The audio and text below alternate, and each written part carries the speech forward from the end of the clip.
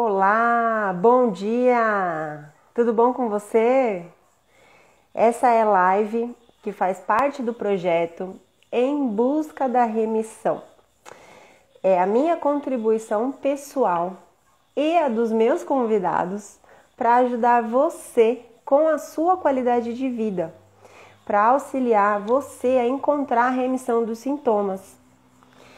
Bom, aqui nós já tivemos a Yasmin, do Luta Diária, do Diário de Crohn.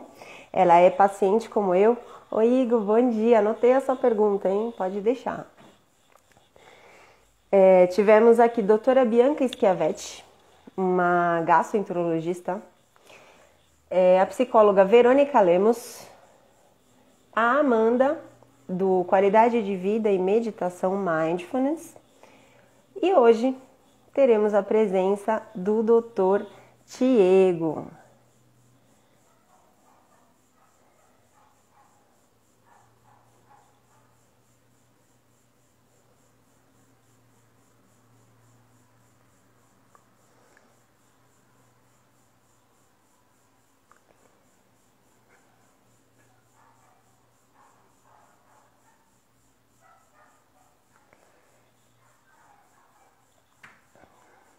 Estou aguardando aqui. Acho que travou. Não sei. Bom, enfim, gente, falando mais um pouquinho do nosso projeto, né? É um projeto que é uma sequência de lives aqui no Instagram. Esses vídeos também estão disponibilizados no YouTube. Não é assim, tipo, acabou, já tá lá. É diferente, é em outro tempo. Mas também estarão disponíveis esses vídeos no YouTube, no canal Vida com Crohn. Caso você ainda não seja inscrito, se inscreva, né? Por favor. Acho que tá indo. Se você ainda não assistiu às outras lives, você, por favor, assista, certo? Joyce Flix é muito conteúdo, é muita coisa e com certeza, depois de assistir todo esse conteúdo, você vai estar diferente, a sua vida vai estar diferente, a visão que você tem em relação à doença e a sua vida estarão diferentes, certo? Se vocês tiverem alguma pergunta, por favor, como eu sempre digo, utilizem o íconezinho da interrogação, porque ela fica salva, a gente não vai rolando a página e de repente esquece. E é isso. Se inscreva no maior e no melhor canal de doença inflamatória intestinal do YouTube. Bom dia, doutor Tiago. Tudo bem? Bom dia, Joyce, tudo bom? Eu estou Tudo bem, e ótimo. você? Perfeito. Gente, quero apresentar para vocês doutor Tiago. Eu vou ler aqui, como sempre, né? Porque esses currículos são Não, deixa eu te muito adiantar, eu ainda grandes. não sou doutor, mas estou próximo. Ah, tá. Doutorando, né? Vamos economizar um É, índio. doutorando. Gente, ó, o Tiago, ele é educador físico, é formado em 2013 pela Universidade Estadual de São Paulo com a monografia Prática de Atividade Física e Composição Corporal de Mulheres na Pós-Menopausa. É mestre pela Univesp em Ciência da Motricidade, é doutorando pelo Departamento de Biologia Celular e Desenvolvimento e a sua tese, Avaliação do efeito anti-inflamatório do treinamento aeróbico no tecido adiposo e hepático. Tem experiência em tópicos relacionados às doenças crônicas não transmissíveis, bem como estratégias não farmacológicas, como o exercício físico para melhora de desfechos de doenças como a diabetes tipo 2, deslipidemia e câncer. Possui ampla experiência acadêmica e prática na área de prescrição de atividade física para populações especiais, com mais de 30 artigos publicados em periódicos nacionais e internacionais. Meu Deus, muito obrigada, Tiago, de você estar aqui conosco, compartilhando todo esse seu conhecimento. E, nossa, obrigada, de verdade. E aí eu quero falar sobre a sua frase, gente. Olha isso. Exercício físico é medicina. Oi, Joyce, eu que agradeço muito o convite seu, fiquei muito feliz quando você me mandou mensagem, acho que foi uns 2 meses atrás já, né?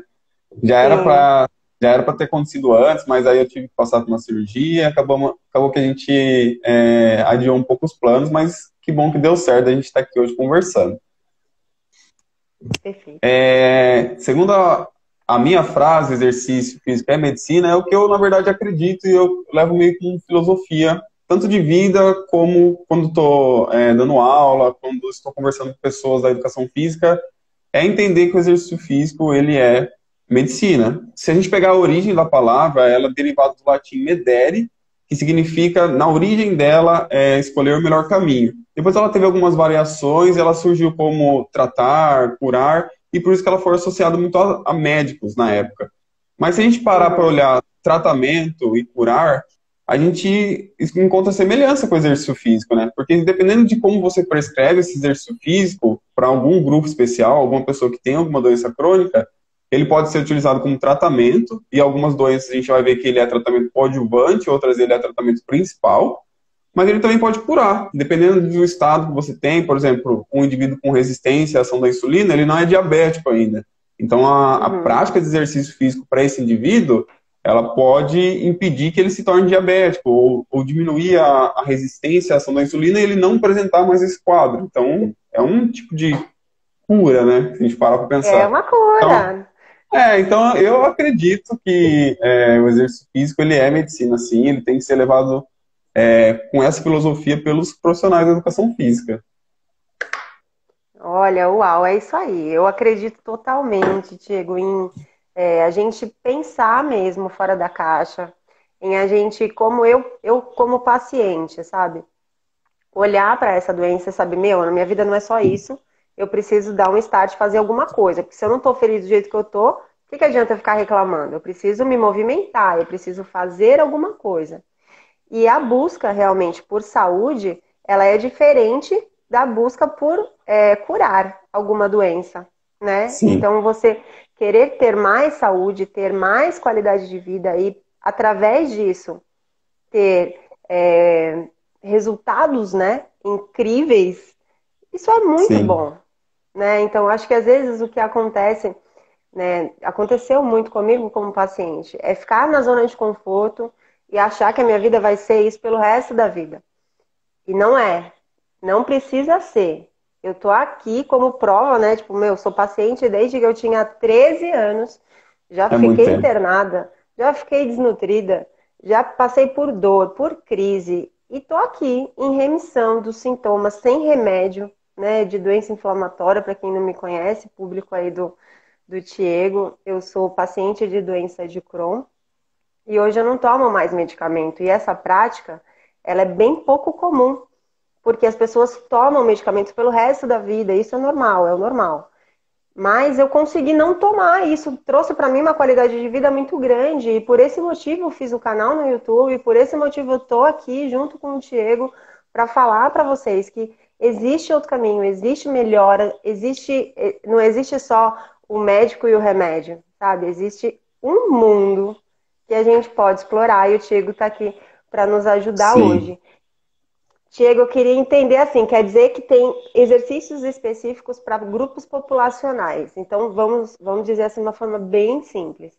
Se eu, que tenho doença inflamatória intestinal, fizer 30 agachamentos por dia, eu vou melhorar? Então, Joyce, isso aí é bem interessante sua pergunta. Quando você me convidou para falar sobre doença inflamatória intestinal, principalmente de Crohn, né? Eu Uhum. fui pesquisar um pouco porque eu realmente era muito leigo no assunto, sabia o que era, mas não tinha muito o conhecimento de como o exercício físico poderia auxiliar esse tipo de paciente, esse tipo de grupo. Aí fui Uhum. estudar um pouco para dar uma olhada, e o que acontece é que a gente hoje não tem, por exemplo, alguma entidade responsável por esse tipo de doença que publicou a gente chama de recomendação, né, em relação ao exercício físico. Porque se você Uhum. pega, por exemplo, diabéticos, a gente tem a Sociedade Brasileira de Diabetes. Então, ela tem um tópico lá na recomendação dela anual que fala assim, o exercício físico ele precisa conter esses parâmetros. Se você pegar a hipertensão, pessoas com hipertensão, tem uma entidade responsável por isso que publica lá falando, ó, A hipertensão tem que ser tratada assim, os principais exercícios são esses, de acordo com esse nível de evidência que a gente chama na ciência, né? O que acontece com doenças intestinais e inflamatórias? A gente não tem isso. Então, não tem como te falar assim, 30 agachamentos é melhor que andar 30 minutos. Não tem como, porque a gente realmente não tem não chegou nesse nível de conhecimento ainda. Inclusive, quando eu fui olhar na literatura, eu fiquei um pouco surpreso, porque realmente não existem muitos estudos com esse grupo de população, o que é uma pena, porque a gente poderia estar discutindo muito mais a fundo aqui. O que eu posso te falar? Se você fizer 30 agachamentos todos os dias, se você fizer, por exemplo, musculação todos os dias, você provavelmente vai ser muito mais saudável do que você é hoje. Você vai ter mais força muscular, você vai provavelmente hipertrofiar esse músculo da sua perna. Então, você vai fazer as atividades do seu dia a dia mais fácil, de maneira mais simples. Então, você vai melhorar a sua funcionalidade, sua aptidão física. Mas também tem algo muito legal que o exercício físico promove, é que quando você faz a contração muscular, esse músculo, ele libera substâncias que vão para a corrente sanguínea e eles comunicam com outros tecidos. Então, você para pensar, você fazendo um agachamento lá, vai sair algumas substâncias desse músculo e vai lá no seu cérebro falar para você se sentir bem. Vai lá no seu cérebro e falar assim, cérebro da Joyce, vamos fazer um pouco mais de sinapse aí e vamos fazer um neurônio novo aqui, porque você está precisando desse neurônio novo. Então, ele vai fazer o quê? É um processo que a gente chama de neurogênese. Vai lá no fígado, vai produzir glicose para você abastecer de energia esse seu músculo. Vai lá no tecido adiposo e vai conter inflamação nesse tecido, vai encontrar com células do sistema imune na corrente sanguínea e vai falar para elas, vamos diminuir o nível de inflamação dessas células. Então, tem algumas moléculas que o tecido muscular ele libera que se comunica com... Eu tenho até uma imagem aqui, eu não sei nem se dá para colocar a imagem aqui, eu acho que não, mas tem... Não sei também. Eu não sei fazer isso, mas é bem legal, porque o músculo libera muitas substâncias e tem algumas substâncias que são bem específicas, que elas vão direto para o cérebro, tem algumas outras substâncias que são mais específicas e tem uma substância mais conhecida de todos, que acho que todo mundo já ouviu falar. Quem está na educação física, com certeza já ouviu falar, mas quem não é da educação física, provavelmente já ouviu falar, que é a interleucina 6, que é uma substância que ela é liberada pela contração muscular. Ela foi inicialmente apresentada para a gente como uma molécula inflamatória. Então, se você pegar lá os registros de interleucina 6 no passado, ela era caracterizada como apenas uma molécula inflamatória. E de uns anos para cá, mais de 10 anos para cá, a gente sabe que o músculo também produz essa substância, e quando ela é produzida pelo músculo, ela se comunica com todos os tecidos que você imaginar, e ela tem efeitos positivos, efeitos anti-inflamatórios, efeitos metabólicos. E essa foi uma das primeiras substâncias que nos ajudou a entender que o músculo, ele não era só contração muscular. Quando ele se contraía, ele liberava substâncias, e essas substâncias a gente chama de miocinas. Ele libera essas miocinas que tem um papel importante na regulação do corpo. Isso é tão impressionante, Diego. Eu amo estudar, eu amo ciência. E tudo isso, assim, sabe, essas conexões. Sabe, eu falo que quanto mais eu estudo, quanto mais eu aprendo, mais eu percebo, assim, sabe, quanto tudo é fascinante, quanto existe a presença de Deus e quanto tudo se resume em prótons e elétrons. No final das contas, provavelmente. Só existem prótons e elétrons, nada mais existe, só prótons e elétrons. Então, se aquele próton e aquele elétron se encontrarem ali, é um show, né? É uma mágica que acontece. Como que tudo isso pode ser, assim, tão brilhante e tão bonito, né? Tão bem orquestrado. Eu acho que é tão bem orquestrado. Ele funciona perfeitamente, é muito fino o regulamento dele. Essa regulação é muito fina. É muito perfeito, né? Nossa. Perfeito. Eu fico impressionado também. E você falou uma frase que eu tenho que... eu gosto de falar isso, que quanto mais eu estudo, mais eu percebo que eu não sei nada. Porque todo dia tem conhecimento novo. Nossa. Então, você está estudando hoje aqui, amanhã tem um conhecimento novo e você estuda mais, aí você quer saber por que aquilo funciona. E acho que é por isso que eu e alguns amigos meus fomos para a área acadêmica, porque eu comecei assim. Eu fui lá estudar mulher na menopausa e vi que o exercício físico era muito bom para elas. Eu queria saber por quê. Você não dá para você pegar a mulher na menopausa, tirar o tecido dela, ir lá estudar o tecido a fundo, então a gente vai para a pesquisa básica, que é aquela com animais. Então, lá na pesquisa básica, você consegue ter esse tipo de aprofundamento, e eu acho que é isso que, na verdade, move o pesquisador, o cientista hoje no Brasil ou no mundo, é saber um pouco mais de alguma coisa. Eu sempre quero saber um pouco mais de alguma coisa. É verdade. E é sempre muito interessante e sempre proveitoso, né? Sempre proveitoso. Vamos lá. Então, a gente tinha conversado sobre algumas questões para conversar, né? E aí a gente pode afirmar, Diego, que o exercício físico ele pode ser encarado como um remédio, então? Eu acho que sim, Joyce. Primeiro de tudo que eu gostaria de falar é que a gente, às vezes, o profissional de educação física, ele tende a complicar as coisas, quer fazer uns negócios diferentes para, sei lá, né, para se mostrar ou para, sei lá, eu não sei, mas quer fazer diferente, esquece o básico. O básico hoje a Uhum. gente tem para qualquer pessoa isso, que, segundo a última recomendação da Organização Mundial da Saúde, um indivíduo, para ele ser considerado saudável, ele tem que fazer pelo menos 150 minutos de atividade física moderada ou vigorosa por semana. Isso você para pensar, Tá. você faz as contas, você tem que se movimentar 30 minutos por dia, fazendo um exercício de caráter moderado. Então não é só, sei lá, lavar, ficar em pé, ou regar uma planta, é fazer um exercício mesmo, tirar 30 minutos do Uhum. seu dia para fazer o exercício físico. Eu garanto para você que mais da metade da população brasileira já não faz isso. Isso é basicamente o As básico. atividades do dia a dia não servem, né? Porque de repente o pessoal que Elas está são bastante em leves. casa, né? Então não conta isso como, lavei o quintal. Não serve. Se você, sei lá, acho que isso depende do tipo de lavagem. Se você esfregou o chão, teve um gasto energético ali considerável, Coração bateu forte, deu uma faltinha de ar. ficou um pouco ofegante. Se você perceber que você está fazendo a atividade e não consegue conversar enquanto você está fazendo a atividade, ela indica que você está numa intensidade ali moderada. Olha, Mas gente, dica geralmente de ouro isso. Dica de ouro. Se você não consegue conversar enquanto tá caminhando, é porque você ela está está. fazendo certo. Se você tá batendo papo demais, é porque você não tá caminhando direito.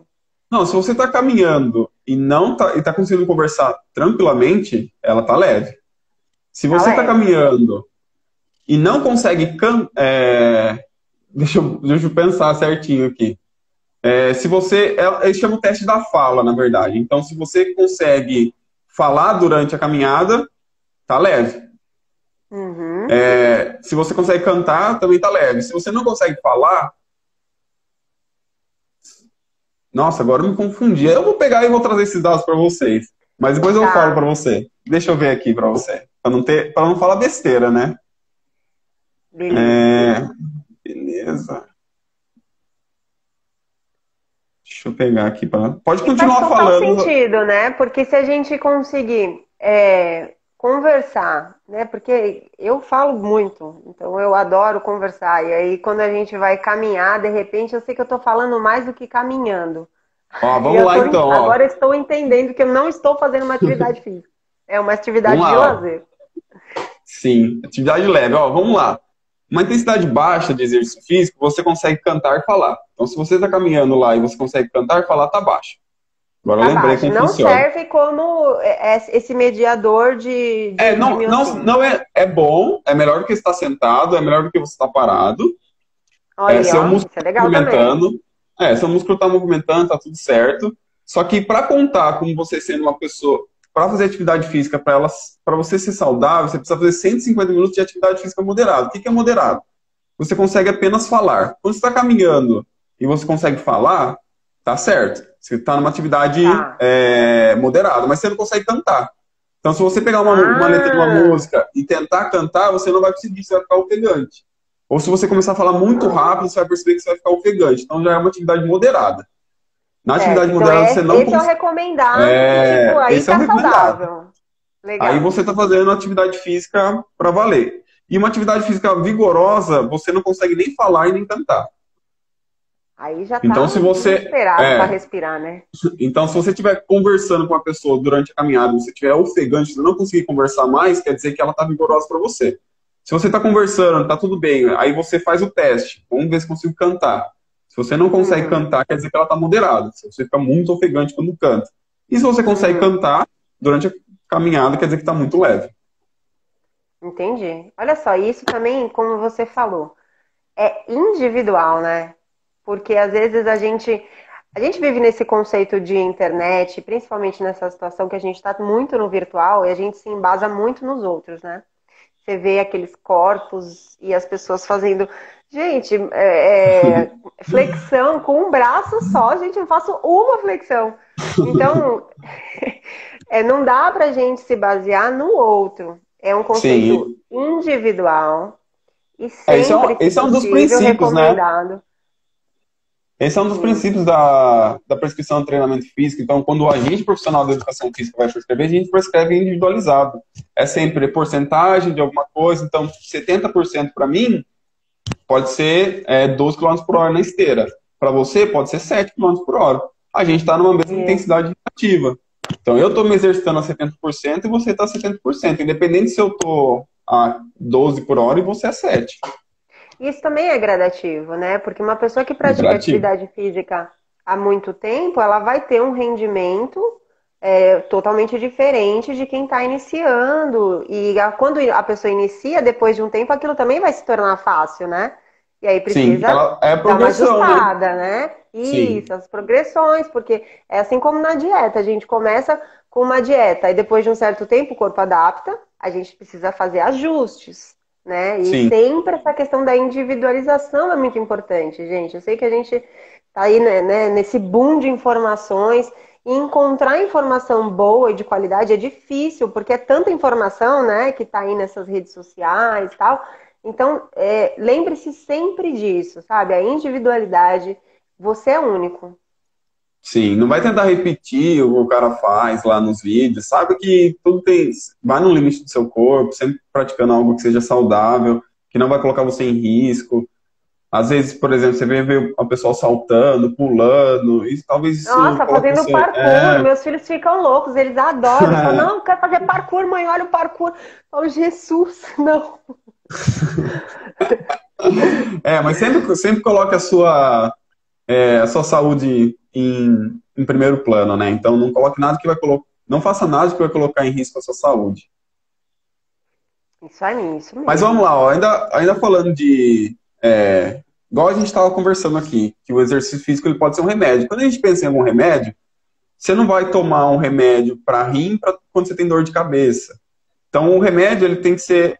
Ele é individualizado, de certa forma. Então, você toma um remédio específico para uma doença, e aí você toma ele com uma frequência, uma dosagem, por um certo período de tempo, e da forma que eu enxergo a educação física hoje, é o que deveria ser realizado. Então, uma pessoa, por exemplo, ela tem. Vou citar um exemplo que é mais simples. Hipertensão, então você prescreve o exercício para ele. A gente tem uma regra, um critério que a gente chama de FIT. O que significa isso? É FITT. Então a gente chama de FIT, é um critério FIT. Que é toda vez que a gente vai prescrever algum exercício físico, a gente tem que pensar na frequência. Então, quantas vezes por semana? A intensidade, baixa, moderada, vigorosa. O tempo de execução. Então, tempo também pode ser relacionado com volume. Então, você vai, por exemplo, uma caminhada, 30 minutos de caminhada. Musculação, aí você já para pensar 3 séries, 8 exercícios, 3 séries de 12 repetições, e seria o tempo. E aí a gente entra no último T, que é o de tipo. Então, vai fazer uma caminhada, é uma corrida, é ciclismo, é musculação, é funcional, é yoga. Então, esses são os critérios básicos para a prescrição de exercício físico. Então, hoje a gente não tem esses critérios, vou ser bem honesto com você, não tem esse critério para doenças inflamatórias intestinais. A gente tem isso para Uhum. diabético, a gente tem isso para gestante, a gente tem isso para idoso, para De repente se hipertenso. basear em situações de doenças inflamatórias também, né? No geral, Sim, né? Nas doenças crônicas. sim, então, o que a gente consegue ver hoje no caso de doenças inflamatórias intestinais? A gente consegue ver as consequências dela. O que ela causa no corpo, na verdade, quais são as causas? Então, a gente sabe que tem algumas, principalmente inflamação, não se sabe por quê, é de etiologia complexa e desconhecida, mas a inflamação, por exemplo, a gente sabe que pessoas com esse tipo de doença, eles têm má absorção de alimentos, então isso pode interferir em processo de diminuição, a gente chama de osteopenia ou osteoporose, que é a diminuição da densidade mineral óssea. Então, essa diminuição da densidade, ela está relacionada com qualidade de vida, com risco de fratura, internações. Então, isso na verdade, é bem grave. Então, a gente olha a causa da inflamação. Então, o exercício físico, ele consegue, tanto exercício de força, quanto exercício de caráter mais aeróbico, aquele mais contínuo, que você faz por um longo período de tempo, ele consegue diminuir a inflamação do organismo. Então, já seria uma grande dica para quem tem esse tipo de doença realizar exercício físico. Mas também, alguns tipos de exercício físico conseguem aliviar as consequências das doenças inflamatórias intestinais, como, por exemplo, igual eu falei, a densidade mineral óssea é diminuída, então exercícios de corrida e de musculação, eles aumentam a densidade óssea. Então, a gente não tem uma prescrição individualizada, mas a gente consegue, com exercício, tratar alguns parâmetros, utilizar o exercício como uma terapia complementar, coadjuvante. Diego, eu tive um diagnóstico de osteopenia quando eu completei 30 anos. Pode ter sido isso. Por conta do corticoide. Eu fiz uso de corticosteroide por muito tempo para controlar a doença. E Sim. aí esses remédios sequestram, né, o cálcio e deixam aí os nossos ossos porosos. E eu tive sim, gente, recomendação de exercício físico de impacto, né, de forma que fosse, não podia quebrar nada. Tem que ser gradual também, né? Impacto, o pessoal já pensa, vou sair pulando aí. Não, tem que ser um negócio mais gradual. Por isso que é importante sempre sendo um profissional da educação física ao lado, para prescrever de maneira correta. E auxiliar, né, até mesmo nas execuções, porque muitas vezes você vai fazer um exercício, tá bom, acontece bastante assim em academia, você recebe lá o treino do instrutor e aí você vai fazer, aí você executa, piora, porque você não executou da maneira certa. Fica com uma dor aqui, a perna que puxa, o ciático que não sei o quê, porque tá fazendo errado, né? Tá fazendo errado, às vezes tá pegando muito mais peso do que deveria. Sim. É isso mesmo. Essa individualidade, ela sempre tem que ser preservada. E aí a gente estava falando sobre os fatores inflamatórios. Aí a galera do Crohn que sempre tá ligado nessas calprotectina fecal, VHS, PCR, e aí, né, esses estudos de inflamação, né, no geral em si, comprovam, né, Tiago, que isso vai diminuindo? Em quanto tempo tudo isso pode acontecer? Posso fazer exercício hoje, amanhã eu tô melhor? Eu acho que amanhã você vai estar melhor, com certeza, mas em relação a esse tipo de marcadores, é um pouco complicado, porque, como eu falei, não tem muito estudo para eu me basear e falar assim, olha, eu vi aqui nos estudos que as pessoas diminuem esses marcadores em 3 semanas, 4 semanas, já tem uma melhora no quadro clínico desses pacientes. Não existe muito isso. O que eu achei aqui, e quem me conhece sabe que eu gosto muito de ciência e artigo científico, eu gosto de ler, estou sempre procurando as melhores informações. Eu achei uma revisão e ela traz alguns dados interessantes, eu vou pegar aqui para vocês. Ó. Nessa revisão, ela incluiu 15 estudos com pessoas com doenças inflamatórias intestinais. Então, são 15 estudos, já são, vamos falar aqui um pouco, que é bom, 15 estudos. É bom.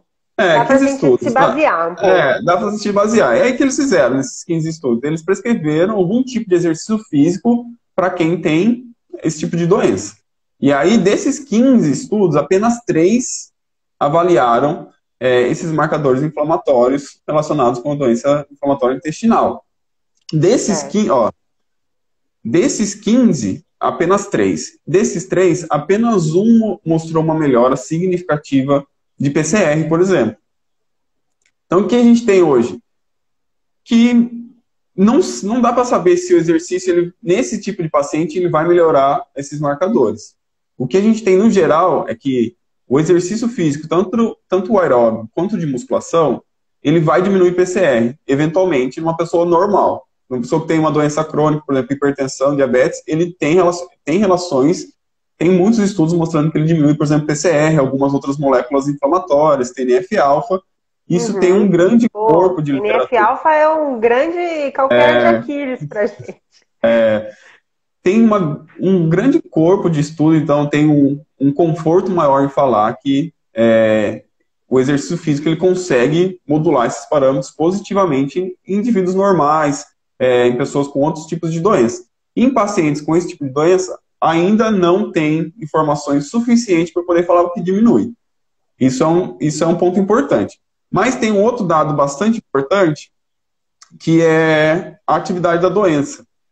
Que apesar de não ter estudo mostrando que esses marcadores, nesse tipo de população, eles são diminuídos com exercício, aí você já pega e fala, então não vou fazer exercício, não vai melhorar. Mas tem um outro parâmetro que é a atividade da doença. Então, os estudos em si, eles avaliam o quão grave está essa doença, quão está ativa essa doença. Então, tem os estudos mostrando, aí já são um pouco mais de estudos, mostrando que essa atividade da doença, ela está diminuída em pessoas que praticam exercício físico. Então, se você não praticava, começou a praticar exercício físico, essa atividade da doença, ela tende, assim, a diminuir. Isso eu acho que é muito mais importante que o marcador inflamatório, porque isso indica o quão bem você está. E eu peguei uns questionários, eu não sei se é o questionário que você costuma usar, mas aqui o questionário referência para ele no artigo é um questionário de índice de Bradshaw. Já ouviu falar? Não conheço. Ele é traduzido para o português, então se quiser eu até te mando depois, e ele é composto por 5 perguntas. Bem-estar geral, então aí você coloca de 0 a 4, quanto você está, 4 é péssimo. Tem dor abdominal, então de 0 a 3, 3 é acentuada. Número de evacuações líquidas por dia, 1 ponto para cada evacuação líquida. E aí na 4, massa abdominal, aí tem de 0 a 3, 3 é definida e dolorosa. E a 5, algumas complicações aqui que estão relacionadas com as doenças inflamatórias intestinais, 1 ponto por cada uma delas. Depois eu te mando, você dá uma olhada se vale a pena usar ou não. Mas os artigos têm utilizado ela, então acho que é um bom início para quem vai começar a tratar essa doença, para saber o quão grave ela está, e você faz a soma desses tópicos, e quanto maior a soma, pior indica o seu estado, a atividade da doença, no caso. E eles têm mostrado que esse questionário, quando você aplica ele antes do exercício físico, a pessoa, sei lá, pontuou aqui 15, e depois do exercício físico ela tende a diminuir essa pontuação. Então, depois de um período de 2, 3 meses de exercício físico, ela diminui. Então, eu acho que essa melhora, isso aqui a gente chama de melhora clínica, que indica que o seu paciente, ele melhorou, independente se aqui tem... É a mais responsiva, no caso, pra gente que é mais paciente, importante. É o que é mais importante, porque eu quero me sentir bem. É verdade, porque o que interessa se o sangue tá lá com uns fatores inflamatórios, se eu estou bem. Essa é a melhor melhora, né? Essa é o que eu gosto mais, é a melhora clínica. Às vezes você não vai enxergar melhor em parâmetros inflamatórios, ou não vai pelo menos aumentar esses parâmetros, mas a melhora clínica, ela é evidente em quem faz exercício físico. Isso eu estou falando tanto de exercício aeróbico quanto de exercício de força.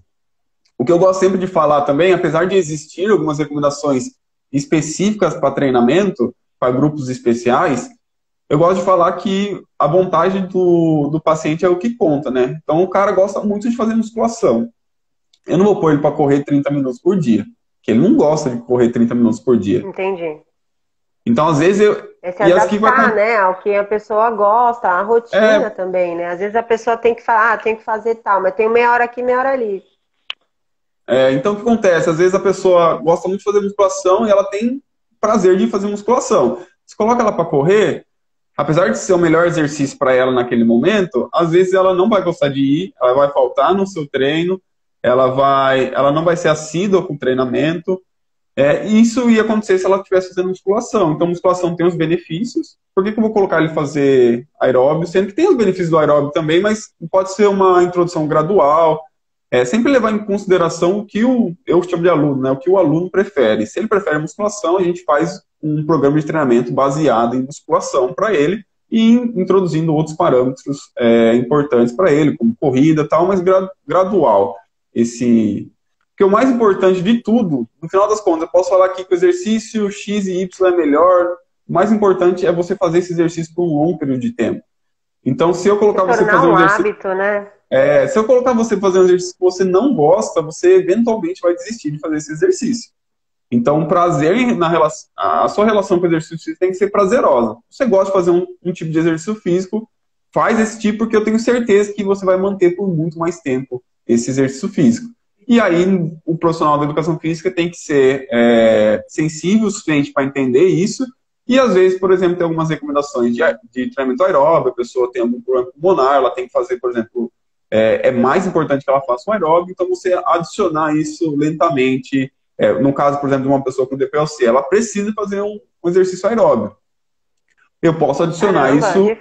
Ela precisa fazer o de força também, mas ela precisa fazer o aeróbico para melhorar o consumo máximo de oxigênio dela. Então, ela não gosta de fazer aeróbico, então adiciona aos poucos aeróbico para ela, coloca alguns exercícios mais relacionados com, não divertidos, mas mais dinâmicos para ela não se sentir.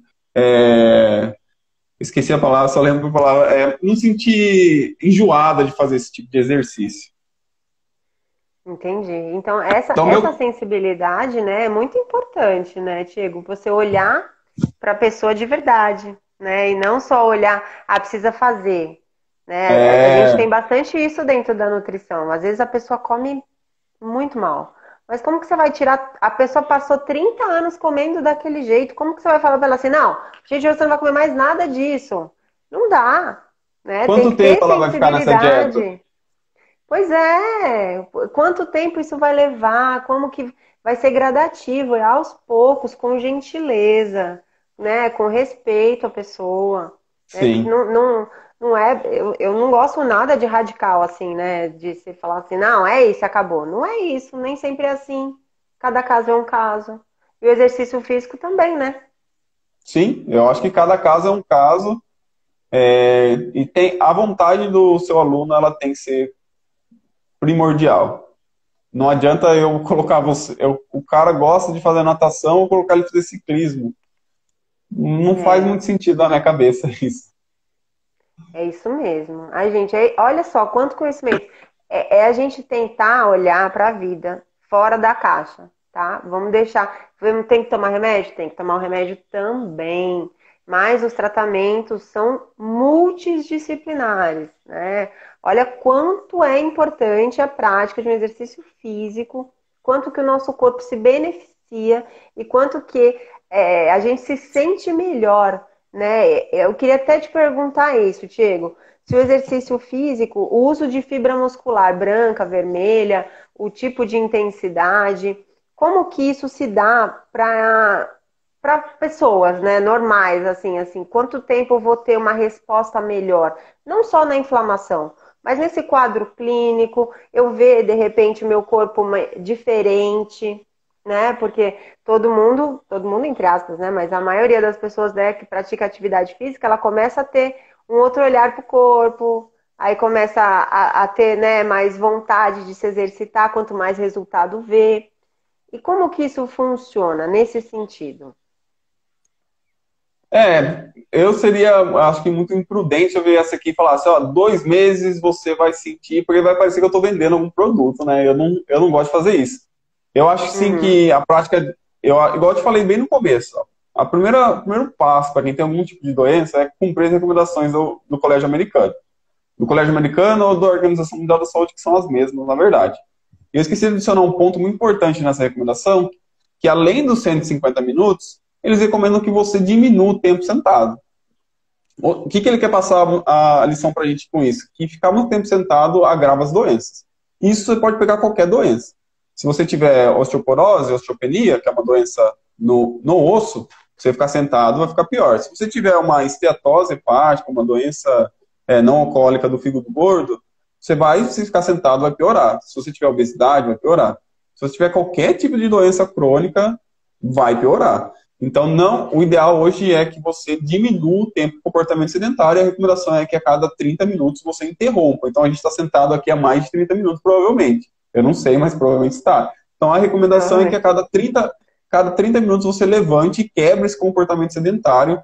Vá lá buscar uma água, vai fazer alguma coisa, porque isso não é saudável. Então, além dos 150 minutos, a recomendação é não fique muito tempo sentado. Dá para trabalhar em pé? Caramba, isso, olha, muito obrigada. Eu não sabia disso. Inclusive, vou fazer 10 polichinelos agora, Mas é muito importante mesmo. E a gente, com essa situação da pandemia, né, Diego? A gente está o tempo inteiro aqui nas telas, ou no Sim. computador, ou produzindo conteúdo. Então a gente está o tempo todo sentado. Olha só que dica sensacional. Sim, isso eu acho bem importante. Às vezes a gente negligencia, até a gente que é pesquisador, a gente está sentado lá estudando e aí lembra que tem que levantar. A gente sabe dos malefícios de ficar sentado muito tempo, a gente lembra que tem que levantar. Eu tenho algumas estratégias bem básicas, que é o copo d'água. Se ele deixa um copo d'água perto, tem que ir para a cozinha pegar mais água se eu quiser. Então, sempre vou estar levantando. Olha que legal. Mas em relação específica, então a primeira dica minha é: faça a recomendação do Colégio Americano ou da Organização Mundial da Saúde, que é a mesma. Passando para um nível mais avançado, que é o treinamento físico em si, então você perguntou de fibra branca, vermelha, isso está mais relacionado com o tipo de exercício que você escolhe. Se você for fazer um exercício de caráter mais aeróbio, contínuo, então as fibras recrutadas para esse tipo de exercício são fibras vermelhas, mais oxidativas, que a gente chama. Já o exercício de força, ele recruta mais fibra branca, que é aquela fibra glicolítica, que ela utiliza mais a via da glicólise para produzir energia. Os dois exercícios, o que eu gosto de falar sempre é isso, que tem muita pessoa que defende o exercício aeróbio com a vida e outra vai defender o exercício de força com a vida. Então tem esses dois extremos hoje na educação física. O cara que é só força, só musculação e o outro que é só corrida. E aí um fica brigando com o outro para ver quem é melhor. A minha experiência me diz que todas as recomendações, se a gente pegar as melhores que tem, que hoje é para gestante, que é para diabético, que é para hipertenso, todas elas recomendam a suplementação do exercício. A combinação, na verdade, o melhor termo é combinação. Então, combinar exercício aeróbico com exercício de força. Isso pode ser na mesma sessão, pode ser em dias não consecutivos, pode ser segunda-feira faz um, terça-feira faz outro. Então, ao invés da gente, talvez, profissional da educação física, né, ao invés de falar, não, o aeróbio é melhor, o de força é melhor, os dois têm os benefícios, os dois são importantes. Então, se a gente pegar alguns estudos bem clássicos que mostram o índice de mortalidade, a gente vai ver que quem praticou exercício aeróbio por um longo... Então, o que eles fazem? Eles pegam pessoas que sempre fizeram corrida e analisam ela, como que ela chegou na fase idosa dela. Se ela morreu mais cedo, quantos anos ela morreu, qual foi a expectativa de vida, se ela teve doença. Quem praticou exercício aeróbio chegou na velhice ou tem a sua expectativa de vida aumentada, tem menos doença. Mas quem praticou exercício de força também chega lá mais saudável, chega lá na frente mais saudável. Então, Só eu vou levantar a bandeira aqui, né? Porque às vezes a gente, quando fala assim muito de exercício de força, a gente já pensa lá nos marombeiros, tá? A galera sim, fisiculturista, e aí já vem aquela coisa de anabolizante, aí isso não é legal, né? isso não é legal, não. Estão pensando numa população saudável, que não faz uso de nenhum ergogênico Sim. farmacológico, nesse Uhum. caso. Então chega lá na velhice mais saudável, com uma melhor expectativa de vida, uma maior independência física, isso ambos os tipos de exercício. Então a combinação deles parece ser a melhor saída, ao invés de priorizar um ou outro. Então Perfeito. minha dica é, faça os dois. Se for fazer exercício físico, faça os dois. Faz um dia caminhado, outro você faz um treinamento de força. Não precisa ser marombeiro, você não precisa ficar com músculo gigante, você precisa fazer exercícios que são... Eu gosto de chamar de exercício funcional, mas não é aquele funcional em circuito, não. Exercícios que vão agregar na sua vida. Então, alguns exemplos bem clássicos que acontecem. O leg press ou a cadeira extensora na musculação. Esses exercícios, eles são pouco funcionais, porque eles estabilizam o seu movimento, eles fazem o movimento no músculo individualizado. Então, você, por exemplo, a cadeira extensora, você recruta o músculo do quadríceps. Então, no dia a dia, você não vai fazer um movimento do seu corporal. Se você for jogar bola, se você for correr, se você for caminhar, agachar, pegar algum... Você nunca vai movimentar só o quadríceps. Você vai movimentar o quadríceps, a cadeia posterior, vai recrutar o seu abdômen. Então, Sim. você não É. precisa fazer a cadeira extensora lá, pensando nessa musculação mais clássica. Você pode fazer um treinamento funcional, pensando na sua funcionalidade, que eu acho que os benefícios são maiores, mas isso fica com Pensando outra na sua conversa, um outro tempo. vida, né? De repente você mora numa rua de ladeira, né? Aí você tá só treinando o braço, aí na hora que vai subir a rua, tá dando uma dor na panturrilha, pô. Eu Então. entendi que é isso a funcionalidade, não é? A gente Sim, utilizar os nossos você. músculos para aquilo que a gente precisa. Sim, na verdade, não. Os nossos músculos são uma cadeia integrada, né? Então, você separa ele na musculação para no seu dia a dia você usar ele junto. Então, você tinha que treinar usar ele junto. No seu dia a dia você vai usar ele junto. Sim. E esses fisiculturistas, assim, falando de, no caso, né, no meu olhar, de exageros, né? Aqueles músculos exagerados, aquelas coisas, assim, que eu acho, posso estar errada, né? Que eu não sou educadora física, mas eu não acho que é fisiológico, né? Ninguém normal, assim, tipo, fazendo exercícios funcionais ou fazendo uma atividade física não atlética, né, consegue ter um porte físico de tal tamanho, né? O que eu quero dizer é aqueles, né, abdômenes, né, que às vezes até na a pessoa gestante você consegue ver a musculatura do abdômen, né? Essa ditadura da beleza, esse estereótipo, né, de saudável, cheio de músculo, zero gordura. Isso é saudável? Isso aí foi uma questão muito importante. Eu sou o maior crítico que eu conheço dessa tipo de prática. Se a pessoa, por exemplo, aí tem algumas exceções. Se a pessoa ela é competidora de fisiculturismo, ela pretende ser competidora, eu acho que ela está no caminho certo, porque isso é mesmo um atleta. Ele treina, ele faz um protocolo de treinamento de hipertrofia para ficar daquele jeito. Então, ele vive em função disso, a gente considera ele um atleta. Se a pessoa A ela é indústria dele é o atleta, corpo dele, né? a profissão dele é o corpo dele, A se você profissão parar dele para é o corpo pensar. dele. Ele é assim um atleta, ele tem uma rotina de atleta, então esses caras eles trabalham bastante, eles treinam bastante e eles fazem esse tipo de treinamento mais voltado para hipertrofia muscular. Uns fazem uso de substâncias ilegais, outros não. Isso não é uma questão que a gente vai discutir aqui. Mas para esse tipo de população, tá certo, ele ir lá na academia, fazer a cadeira extensora dele, fazer a rosca direta para crescer o bíceps dele, porque ele trabalha com isso. O que foi vendido muito na educação física foi realmente a cultura a esse tipo de corpo como sendo saudável. Então, se você pegar qualquer indivíduo hoje e colocar uma pessoa, a pessoa mais fitness do mundo e colocar um cara bem musculoso, ele vai falar que o cara bem musculoso é mais saudável, provavelmente. Se pegar uma pessoa muito magra lá, que faz uso de alguns recursos não saudáveis para ficar naquela magreza, e colocar uma pessoa com um pouco mais de tecido adiposo, mas essa pessoa com exames clínicos mais saudáveis, com uma vida mais saudável, você vai falar que a primeira lá, mais magra, é mais saudável. Então, isso foi vendido na educação física e foi propagado como sendo verdade. E eu, na verdade, eu acredito que eu sou o maior crítico disso, porque eu não gosto disso. Eu não gosto de prescrever um exercício voltado só para o emagrecimento ou voltado para a hipertrofia.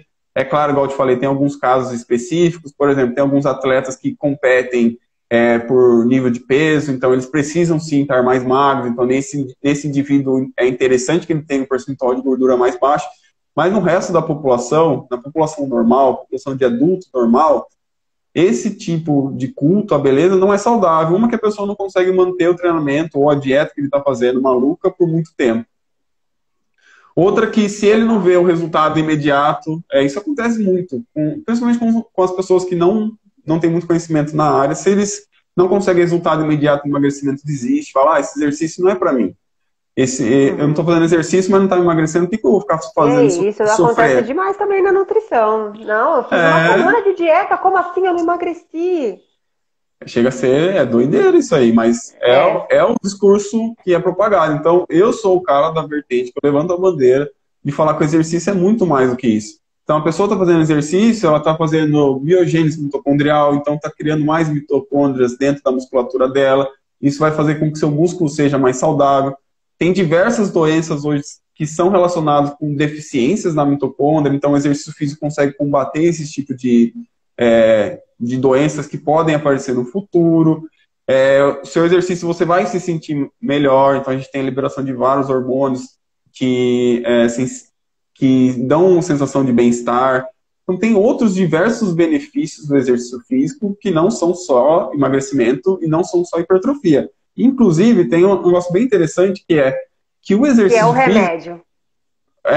sim, e que o exercício físico, a adaptação dele não é emagrecimento. Ele não, o exercício físico não é, o emagrecimento não é uma adaptação direta do exercício físico. Ele é uma adaptação em conjunta com outros detalhes, porque a gente sabe que a quantidade de calorias que você ingere, que você gasta, tem um papel mais principal, mais importante no emagrecimento. Então, não adianta você gastar 500 quilocalorias no seu treino e você está sobrando ainda em consumo seu de energia mais 500.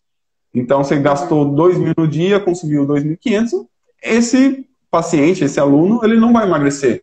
Então, acho que vender o exercício como emagrecimento, você está meio que equivocado, porque isso não é uma adaptação. Agora, se você vende o exercício físico como aumento de força muscular, aumento de hipertrofia muscular também, aumento da sua capacidade cardiorrespiratória, componentes da aptidão física no geral, eu garanto para você, se você fizer um exercício hoje de força, vamos fazer um exercício bem simples, faz 10 agachamentos hoje, todos os dias, semana que vem você faz mais 15, vai progredir no agachamento. Se você conseguir agachar com 10 quilos cada lado no início, você provavelmente no final você vai estar agachando com mais de 10 quilos. Então isso é uma adaptação do ganho de força do treinamento físico. Então esse tipo de adaptação é o que deveria ser vendida. Porque é um efeito direto do exercício. Não existe outra forma de você aumentar a força se você não fizer exercício físico. Não existe outra forma de você melhorar a capacidade cardiorrespiratória de uma pessoa se você não fizer exercício físico. Essas são as únicas formas. Então, o exercício físico... Eu gosto muito de atividade física. Eu gosto muito de yoga, principalmente, eu amo. E caminhada, né? E aí, há uns anos atrás, eu tava mais fitness, vamos dizer assim. E aí eu fazia jump, fazia vários exercícios, e aí até que eu conseguia entender e sentir o meu coração numa frequência que não me incomodava, e eu entendia que, meu Deus, o meu coração está sendo treinado com isso. Isso sim, com certeza. Caraca, isso é tão, né, impressionante, assim, né? A gente como ser humano, né? Porque quando você praticamente meditação, que você começa a sentir seu coração, às vezes as pessoas até se assustam, falando, ai, tô sentindo meu coração, né? Sim. E quando você já tem um autoconhecimento do seu corpo, já entende mais ou menos como que tá, eu fico nervosa, eu sei que meu coração bate.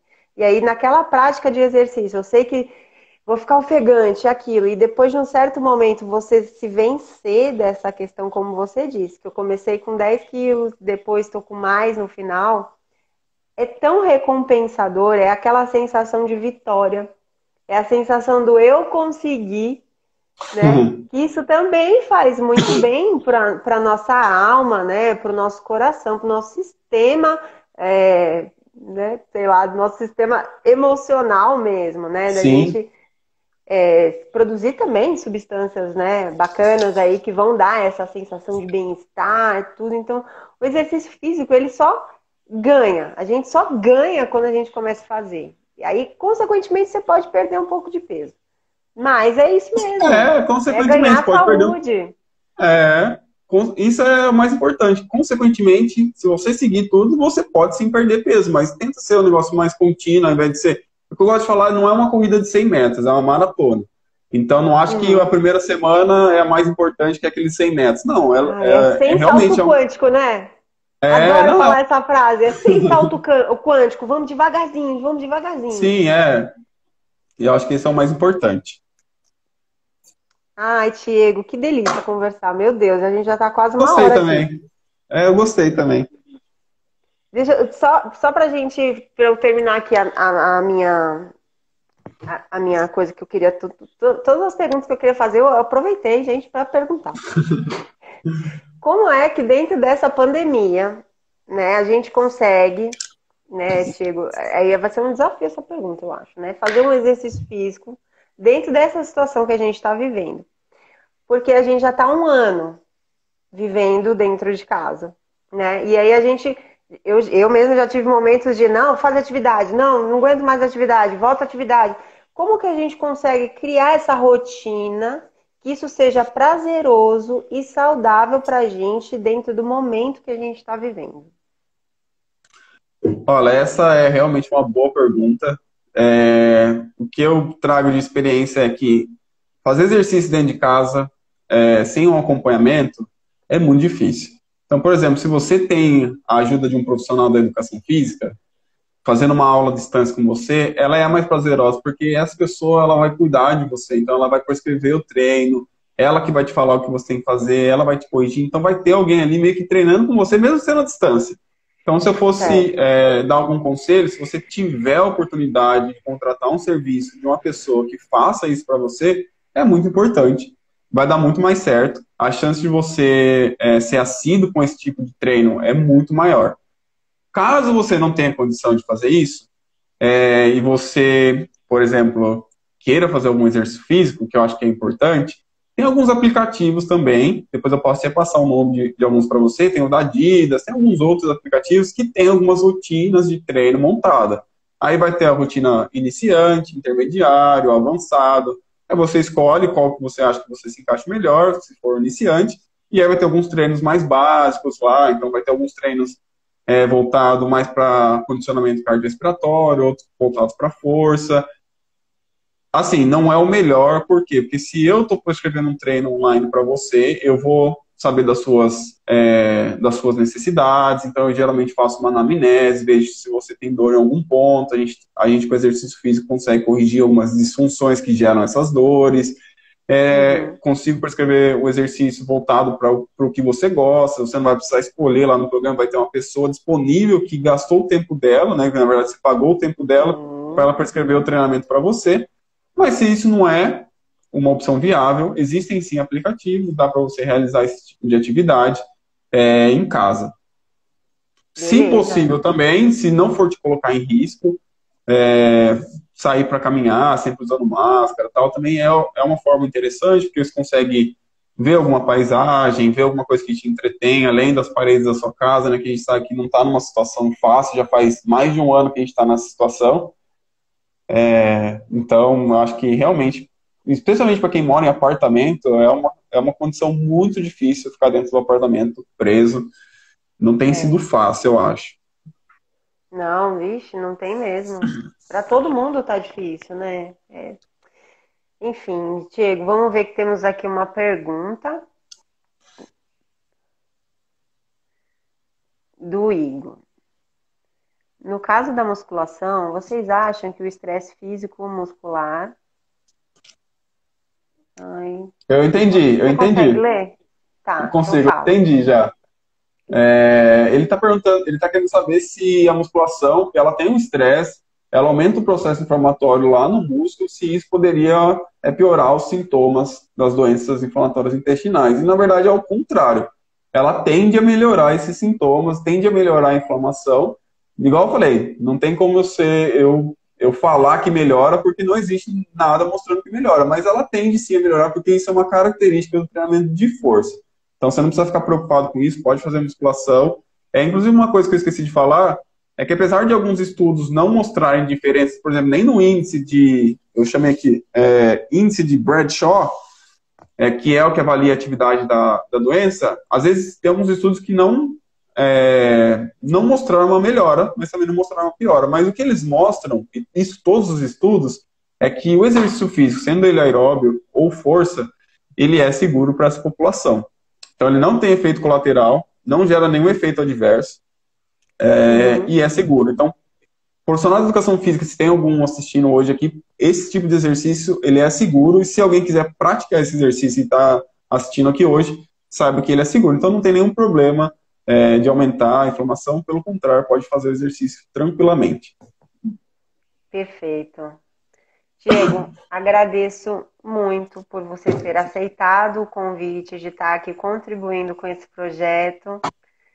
E muito obrigada, foi maravilhoso. Você quer falar mais alguma coisa? Não, estou falando muito já, né? Falei muito hoje. Eu que agradeço muito o convite, gostei muito de falar, acho que foi bem natural. Na verdade, eu sempre gosto de estudar grupos especiais, né? E daí eu acabei estudando esse aqui. Acho que dá para eu estudar um pouco mais, entender um pouco melhor a doença, que tem muita gente que vive com esse tipo de doença. Então, eu acho que a educação física tem que fazer o papel dela, tem que saber prescrever o exercício direitinho, esse tipo de pessoas também. Eu gostei muito de estudar, é um público que eu não conhecia a fundo. Olha, tamo E junto. você, Me coloca aí no teu artigo, vamos escrever junto, porque já vi que vai sair papel aí. papel eu não sei, mas eu gostei bastante de ler sobre o assunto. Que Acho legal. que você acabou me dando essa oportunidade, né? Porque se não fosse essa live, eu talvez não fosse olhar tanto para esse grupo de pessoas, mas gostei bastante. É, esse é o intuito mesmo, Diego, do canal, da live, desse perfil no Instagram.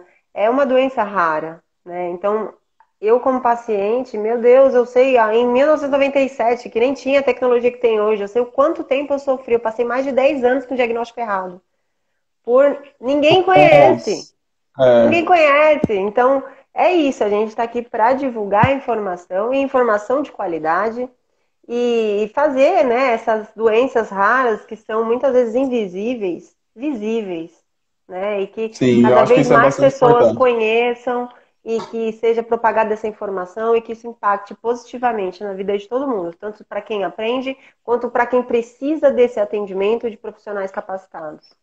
Sim, eu admiro bastante o trabalho de vocês. Eu sei que a nutrição ela tem um papel primordial no tratamento desses indivíduos, desses pacientes.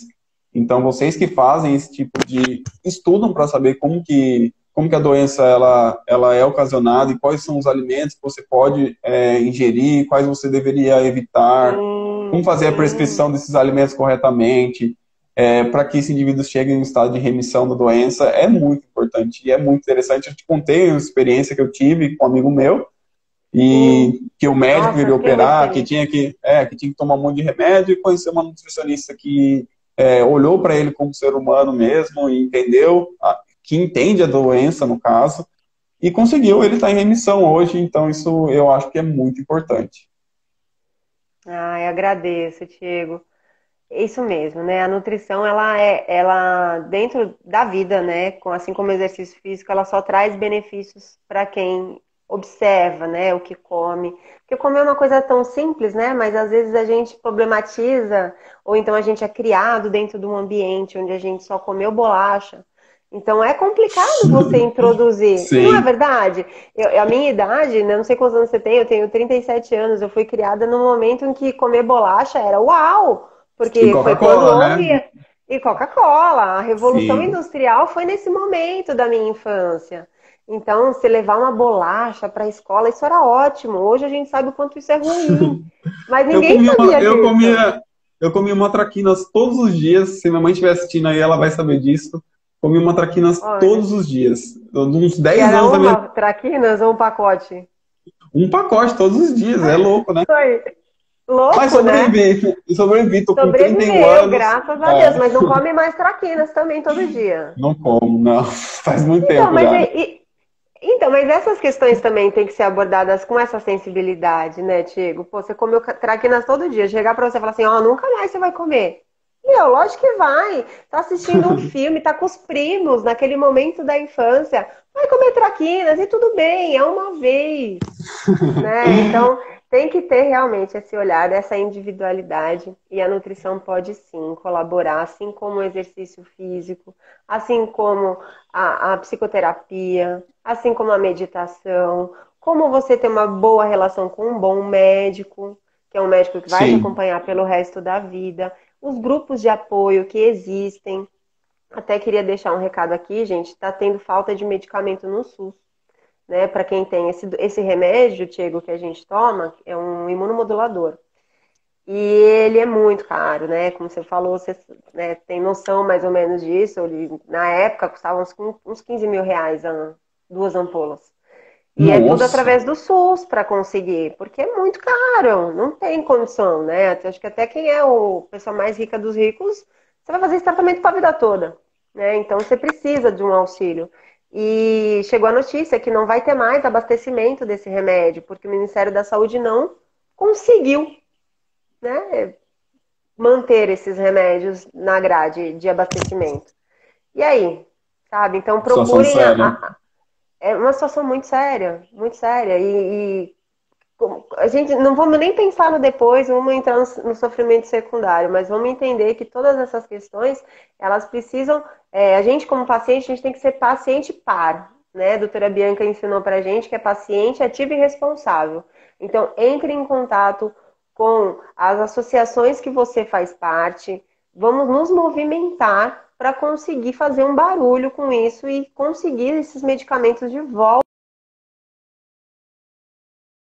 de quem está bem. Gente, travou aqui. Diego saiu. Mas é isso. Diego, muitíssimo obrigada pela sua presença. Foi de grande valia. Foi muito enriquecedor. A gente aprendeu muito, tá bom? Eu espero vocês na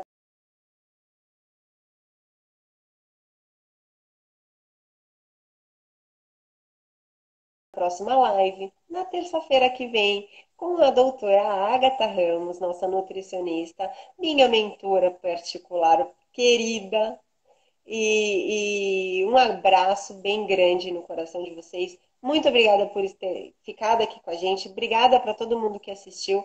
Quem tiver alguma dúvida, por favor, entre em contato pelo direct que a gente vai estar aí respondendo. Tá bom, Diego? Mais uma vez, muito obrigada. Obrigada para todo mundo. E terça-feira que vem nós estamos de volta.